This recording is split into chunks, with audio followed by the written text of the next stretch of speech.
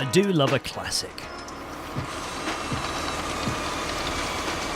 Hark at that, the sound of a traditional city building project. Uh-oh. Oh no, that doesn't sound good. That's because in order to do a successful building project, you must first have the excellent foundations and architecture in place. And that's exactly what this week's guest on the Making Conversations Count podcast with Wendy Harris was all about. Decent, solid foundations in architecture.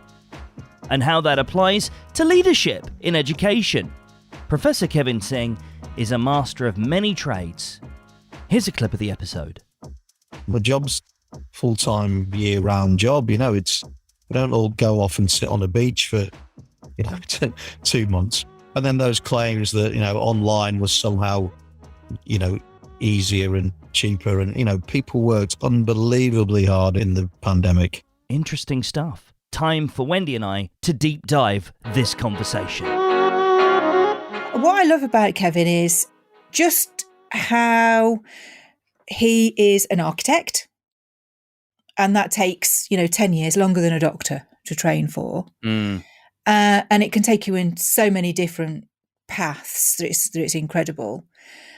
But he's also a restaurateur owner, and he also heads up the faculty, I've got to get this right, University of Manchester and Manchester Metropolitan. So the two things have combined. Huge business card. Massive, massive responsibility. Huge team. And he does all of that, and he's able to compartmentalise it. And it's kind of like where his passion is with the teaching. It's with that leadership of people to bring out the best in them. He was always referring back to students. And it's clear that he's still in touch with them even when they've left uni. He must be kind of like the president of the alumni or something. The number one person to go, sir, this has just happened. What should we do? Or, sir, this has happened. Isn't it great for them to get that? Yes, it's great, because that's what he is. He's a great enabler and encourager. If you're not sure whether it's going to work out, do it anyway, because it will all unfold. He was quite clear in what he was saying, and I didn't know I was going to end up doing this or that or the other, but I wouldn't change anything. I've been hugely honoured to have had the opportunities that have shown themselves to me. I was especially curious when he said about, most architects, when they're starting out, they're going to do a first draft that is terrible.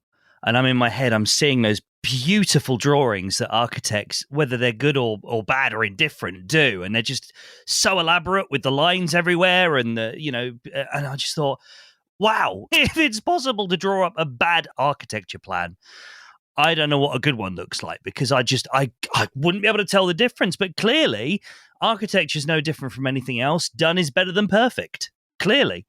And it takes time, and that time and experience, and allowing yourself the failure of that first draft. If you're not going to put yourself out there, then go do something else, isn't it? It's like everything. We're not going to be perfect from the offset. And that's what I loved was, the growth that he sees in the people and students that he works with. And let's face it, at university, they're young adults. They're already individuals in their own right. And that's another beautiful thing, that he allows them to be individuals as opposed to referring to them as students as such. We're of a certain age, aren't we, Neil? I'm still a student. Speak for yourself. I know why you wear that cap. But it's the university of life, really, isn't it, Neil? That's what's beautiful about it, is to just keep on learning. And, it could just be a change of career for somebody. It's just that different perspective of, if you had a dream to do something and you didn't, why? Why can't you? Because there's really only you in your own way. So there you have it. If you want to listen to the full episode, and I can think of no good reason why you wouldn't, go check it out. makingconversationscount.com.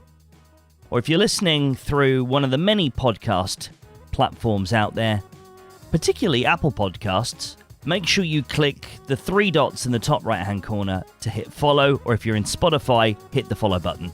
Make sure you never miss a future episode.